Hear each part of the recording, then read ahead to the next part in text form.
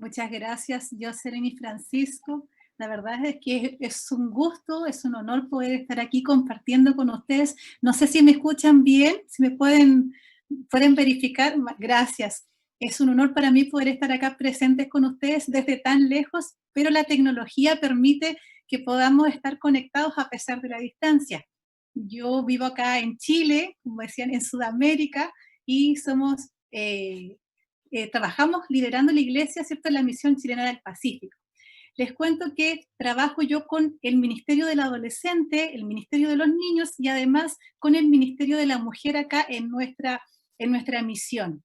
Y también contenta porque hace unos años atrás tuvimos la oportunidad con mi esposo de poder estar allá en Texas, hace unos 5 años atrás, ¿cierto?, para el Congreso de la Conferencia General. Este año también íbamos a asistir, pero debido a la pandemia nos quedamos acá en la casita, ¿cierto? Y no pudimos viajar.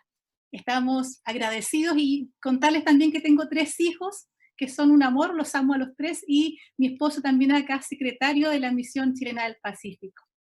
Y contarles también que el tema de hoy se llama ¿cuál es tu prioridad? Es una pregunta compleja. Suena fácil de realizar, pero cuando nosotros nos ponemos a pensar cuáles son nuestras prioridades, nuestra mente puede volar, puede divagar y podemos encontrar diferentes prioridades. Es por eso que quiero que podamos compartir este mensaje y que podamos pensar, meditar, y ustedes también me pueden ir escribiendo por el chat ahí todas las cosas que quieran compartir. Queridos amigos, quiero invitarles a poder pensar si tuviesen que elegir un trabajo que les gustara hacer, un hobby que les gustara realizar y además les pagaran por eso, ¿qué cosa ustedes realizarían? Mientras piensan ahí, ¿qué cosa realizarían si les dieran la oportunidad de poder realizar un trabajo que les agrada? Quizás alguno me pudiese decir, yo me iría al Caribe, ¿cierto? Eternas vacaciones porque me están pagando, cancelando mi sueldo y podría estar ahí trabajando sin problemas. Quizá alguien me diría, me gustaría pintar. Yo tendría una casa, tendría telas, tendría acuarelas, óleos y pintaría, pondría una ventana, ¿cierto? Y miraría hacia el horizonte y pudiese dibujar.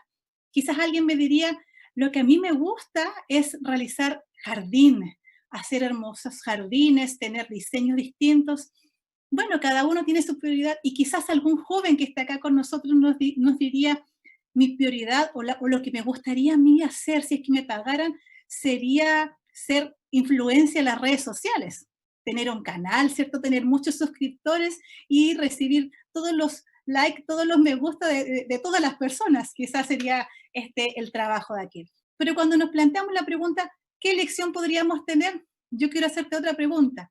Si tuviéramos que decidir dar una prioridad en nuestra familia, en tu casa, en tu hogar, con tus hijos, con quien vivas tú, ¿cuál sería tu prioridad? ¿El trabajo, la salud, la educación? Quizás tener un carro o 2 carros, o tener 2 casas, 3 casas, 3 trabajos que me puedan sustentar a mi familia. Y ahí nos ponemos a pensar, ¿cuál sería la prioridad? ¿Y por qué yo les hago esta pregunta? Porque cuando nosotros establecemos prioridades, eso demarca cosas que sucederán en un próximo futuro, a largo plazo, a corto plazo, y también marcarán lo que tendremos nosotros en la familia. Marcarán para bien o marcarán para mal. Y no es tan malo tener prioridades, porque es importante, porque las prioridades nos ayudan a tener objetivos, ¿cierto?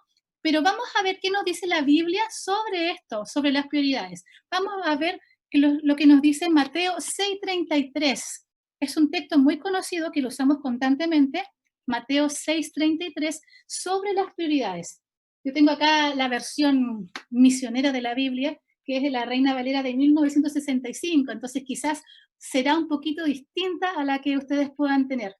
Y estoy tratando de hablar palabras que sean más universales para no utilizar modismos chilenos para que me puedan comprender lo mejor posible, así que para poder expresarme bien.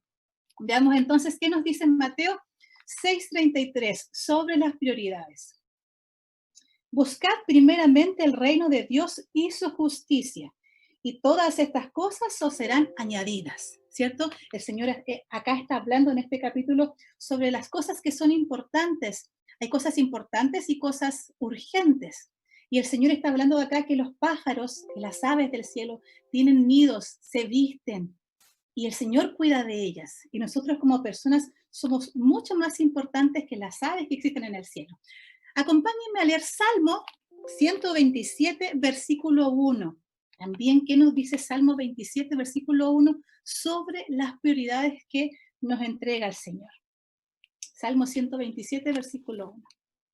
Dice así: si Jehová no edifica la casa, en vano trabajan los que la edifican.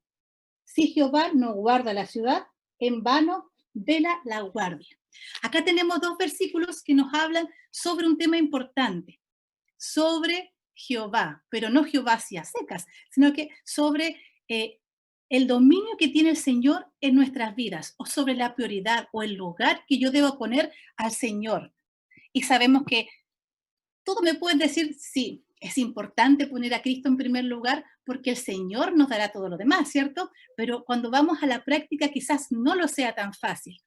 ¿Por qué? Porque es importante tener cosas materiales. ¿O no, mis hermanos? Ahí ustedes me van respondiendo en el chat. ¿Es importante tener cosas materiales?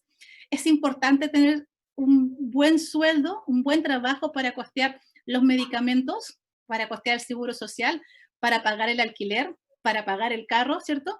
Es importante tener un buen colegio a donde llevar a nuestros hijos porque de la educación depende lo que ellos serán. Es importante, ¿cierto?, tener buenas cosas para que nuestros hijos estén bien. Sí, es importante, pero ¿qué nos dice la Biblia? Que hay cosas más importantes aún, porque hay diferencia entre lo importante y lo urgente.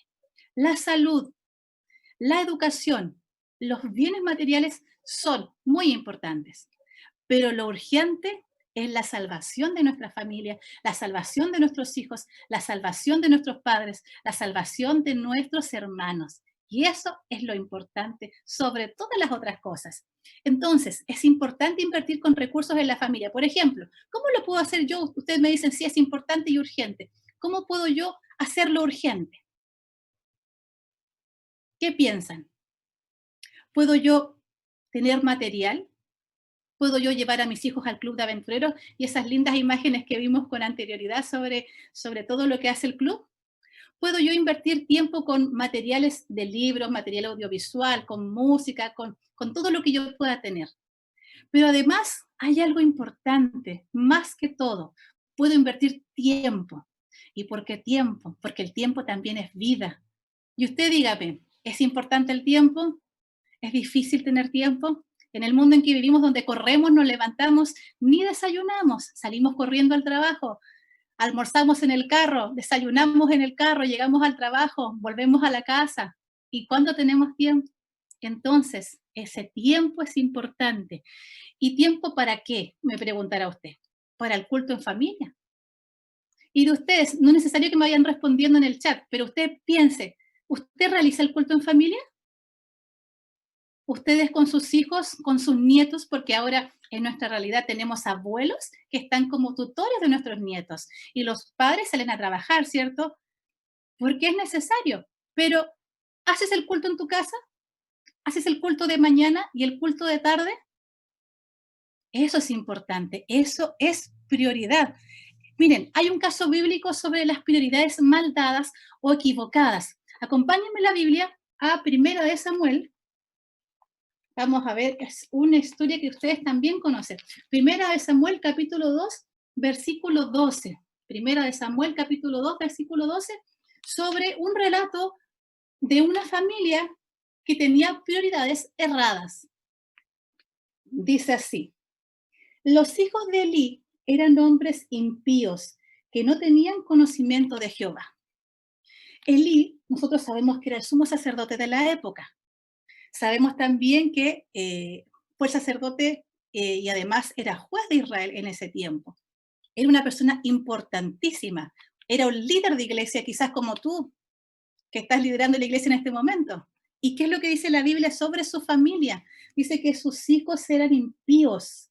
Y cuando nosotros buscamos la palabra impío, miren, yo busqué en la Real Academia Española, en el diccionario, el significado de impío, porque nosotros generalmente lo usamos para hablar sobre personas que niegan la existencia de Dios o no quieren estar con Dios. Y les voy a leer lo que dice la Real Academia Española sobre impío. Dice que impío es alguien que no tiene fe en Dios. Pero una segunda aseveración de la palabra impío dice así: es una persona sin virtud de la piedad. Eso quiere decir sin virtud de la compasión. Y cuando yo pienso en la palabra compasión y yo leo lo que dice acá la Biblia sobre los hijos de Eli, que eran hombres impíos, eso quiere decir que eran hombres que no tenían compasión. Eran hombres que eh, no tenían amabilidad con las personas. Y si a mí me dijeran que mis hijos no tienen compasión, hermano, yo ahí que ay, yo sé que a usted le pasaría lo mismo si dijeran que nuestra familia, líderes de iglesia o quizás hermanos sin liderazgo en la iglesia, tus hijos son impíos. Tremendo, hermanos. Miren, ¿qué es lo que nos dice la hermana White en el libro Conflicto y Valor en la página 151 sobre esto que nos amplía un poquito más? Dice así: Elí era sacerdote y juez de Israel. Había sido nombrado para gobernar el pueblo, pero no regía bien su propia casa. Qué tremendos, hermanos, cuando nosotros vemos a familias que pareciera que son perfectas y a veces uno las mira y dice, oye, ojalá fuéramos como ellos, pero después nos damos cuenta que la realidad no es así. Entonces, vemos que la prioridad en esta familia, en la familia de Elí, no era la correcta. Ellos estaban errados. Podemos, hermanos, podemos ser buenas personas, podemos hacer obra social, pero aún así perder el foco en las cosas importantes versus las cosas de relevancia y de urgencia. Y nosotros nos damos cuenta que en el mundo donde vivimos, en el lugar donde vivimos, en la realidad que tenemos, ¿cierto? Las prioridades que tienen las personas son muy distintas a las que podemos tener nosotros. Piensa usted, ¿cuáles son las prioridades de sus compañeros de trabajo? ¿Cuáles son las prioridades de tus amigos de la universidad? ¿Cuáles son las prioridades de tus vecinos? ¿Cuáles son las prioridades de nuestra gente alrededor? Y ahí nos damos cuenta. Y hablábamos de lo mismo. Es importante lo material, es importante la salud, es importante el vestuario físico, es importante. Pero el Señor tiene algo urgente. Mis hermanos, yo vuelvo a la pregunta del comienzo. Si tú tuvieras que elegir una prioridad en tu familia, ¿cuál sería? ¿La vestimenta? ¿La alimentación? ¿La educación, que es muy importante? ¿Cuál sería? ¿O la salvación de tu familia? Si tuviéramos que elegir, ¿cuál sería la prioridad en nosotros? Y las cosas urgentes versus las cosas importantes. Vamos al texto bíblico que se leyó al comienzo y que se leyó también ahí en el juego bíblico, que está en Apocalipsis 22:7. ¿Y por qué les planteo esta pregunta? Ustedes me dirán, sí, es importante la prioridad, sí, pero ¿por qué? Miren, ¿qué nos dice Apocalipsis 22:7? ¿Por qué es importante, mis hermanos, amigos, los niños que nos están viendo, los adolescentes, nuestros hermanos mayores, nuestros líderes que han caminado a la iglesia durante muchos años? Y gracias a ellos estamos acá. ¿Qué nos dice? Vengo pronto. ¿Quién viene? Nuestro Señor Jesús.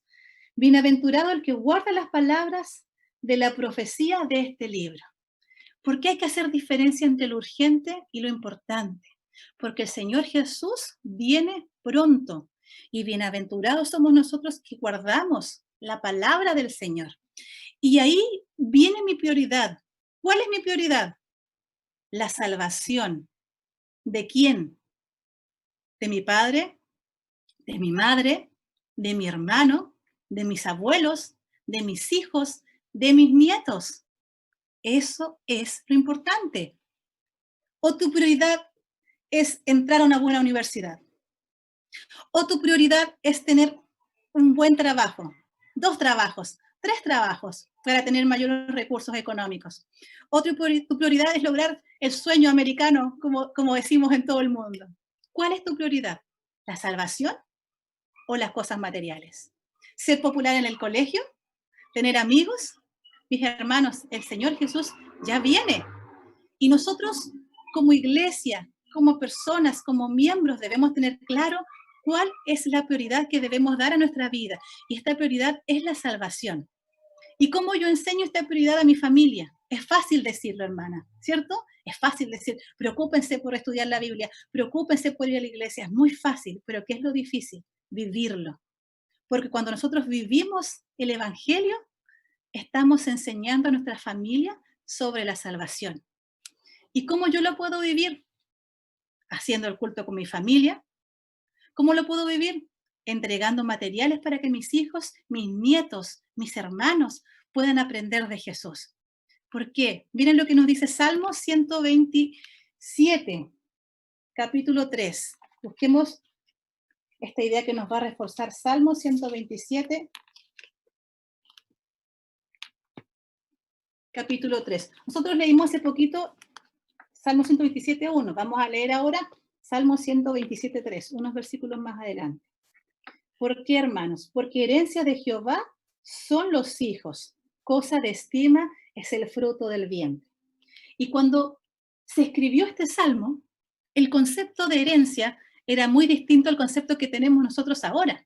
El concepto de herencia judío no es como el que conocemos acá, por lo menos acá en nuestro país, en Chile, el concepto de herencia es que cuando yo recibo una heredad, recibo un bien, ¿cierto? Recibo el testamento, yo puedo disponer, si el testamento no dice lo contrario, del dinero y gastarlo cuando yo desee. Pero el concepto de herencia hebreo es distinto, porque habla sobre un privilegio. Recibir una herencia se hacía en vida y era un privilegio, y yo al recibir esa herencia debía administrarla al nombre del dueño. O sea, yo como heredero de esta herencia debía rendir cuentas al dueño. Entonces, cuando a mí Salmo me dice, herencia de Jehová son los hijos, yo no puedo pensar con mi mente occidental o 2000 años después y decir, ah, claro, muy simple. No, porque cuando se estaba escribiendo con el concepto, con el sentido de que nosotros debemos de rendir cuentas a Dios por nuestra familia, por nuestros nietos quienes tenemos a cargo, por nuestros hijos.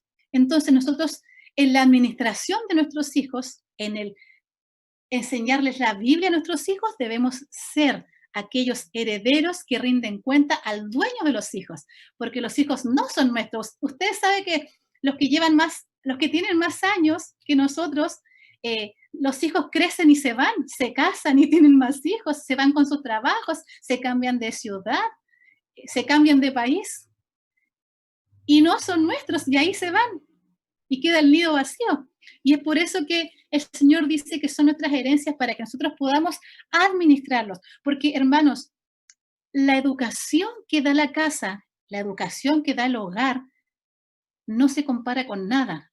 Nuestra familia, nuestros hijos, en la escuela no aprenden valores. En la escuela aprenden contenidos, aprenden conceptos. Pero si usted quiere entregar salvación a la familia, eso se aprende en el hogar. Eso se aprende con papá, con mamá, con los abuelos, que enseñan sobre la salvación. Miren, yo tengo un amigo que es menor que yo y un día le pregunté a su mamá, oye, hermana, le dije yo, ¿cómo es que sus hijos, tiene 3 hijos ella y todos en la iglesia, cómo es que sus hijos se mantienen en la iglesia y ninguno salió de la iglesia? Porque son líderes. Y ella me dice, lo que pasa es que nosotros cuando hacíamos el culto familiar, nunca dejamos de hacerlo. Estábamos cansados, teníamos hambre, estábamos así que ya no queríamos más, pero lo hacíamos. Y cuando hacíamos el culto familiar, eso nos daba instancia a que pudiésemos plantear temáticas que no podríamos hacerlo en otro momento. Entonces, eso fue lo que mantuvo a nuestros hijos cerca de la iglesia. Miren, nosotros acá en la división sudamericana, que comprende los países de Brasil, Perú, Bolivia, Argentina, Chile, tenemos una campaña todos los años durante Semana Santa y se realiza una serie de videos concientizando la temática de Semana Santa. Este año que pasó, bueno, yo les cuento que nosotros llevamos con las iglesias cerradas desde marzo. Estamos abril, mayo, junio, julio, agosto, ya 5 meses con las iglesias cerradas y haciendo nuestros cultos así online como lo estamos haciendo ahora. La última semana que hubo fue antes de Semana Santa y Semana Santa la tuvimos que realizar en casas. Y uno de esos videos que se mostró en ese día hablaba sobre el fallecimiento de uno de los hijos. Durante toda la semana se mostraron distintos videos y uno de esos videos era un jovencito de 13 años que había fallecido en Brasil por un tiroteo que alguien, un joven mayor, llegó al colegio, sacó armas y disparó a los jovencitos, a los niños que estaban en el colegio, en la escuela. Cuando llegó esta madre y se enteró por las noticias que había un tiroteo en el colegio de su hijo, en la escuela de su hijo, y ella se entera que su hijo estaba dentro de los fallecidos, hermanos, vino la pregunta importante, y quizás tú te la hiciste. La pregunta de ella fue, ¿le habré hablado lo suficiente a mi hijo de Jesús? Hermanos, y cuando yo vi ese video y escuché el testimonio de la mamá, y la mamá, al fallecer su hijo, lo primero que vino a su mente es, ¿le habré hablado lo suficiente a mi hijo de Jesús? Hermanos, yo, ay, me ericé completa, me estremecí, porque ¿qué madre, qué padre frente al fallecimiento de su hijo dice eso? ¿Qué es lo que dice uno? Oh, el Señor me quitó mi hijo. Pero la respuesta a esta madre no. ¿Le habré enseñado lo suficiente a mi hijo de Jesús? Y yo pensé, yo tengo también 3 hijos, y yo pensé ahí, frente al testimonio de esta madre, Señor, ¿y yo le estaré hablando lo suficiente a mis hijos de Jesús? ¿Mi familia se estará hablando lo suficiente? ¿Hacemos el culto en la casa? ¿Vamos a la iglesia? ¿Participamos constantemente? ¿Vivimos el evangelio en la casa? Y me quedé pensando, hermanos. Y yo te pregunto a ti, hermano que me estás viendo, papá, mamá, abuelitos, primos, hijos, querido papá, ¿tú le estás hablando lo suficiente a tu hijo de Jesús? Sea pequeño o sea mayor. Querida mamá, ¿tú le estás hablando lo suficiente a tu hijo, a tu hija? Querido hijo, seas joven o seas mayor, si tus padres no son cristianos, ¿les estás hablando lo suficiente de Jesús? Y quizás alguien me puede decir, pero hermana, es que esto es diferente. La cultura latinoamericana es muy distinta a la cultura americana, ¿cierto? Que son mucho más independientes. Pero cuando nosotros tengamos la tutela o cuando tengamos la oportunidad de poder estar con ellos, les estamos hablando lo suficiente de Jesús. ¿Por qué? Porque hay cosas importantes y cosas urgentes. Y la salvación es urgente, porque nos da lo mismo la prioridad que yo tengo. No da lo mismo la elección que yo tengo, porque de eso va a depender tu salvación, la salvación de tu familia, la salvación de tus hijos. Yo siempre le digo a mis niños, a mis hijos, niños, yo puedo salir a la calle mañana mismo y me atropellan y me muero. Entonces, tú, querido hermano, ¿le hablas lo suficiente de Jesús a quien está a tu lado? Abuelos que tenemos tutela de nuestros nietos, ¿les hablamos lo suficiente de Jesús a ellos o no? ¿O nos da vergüenza?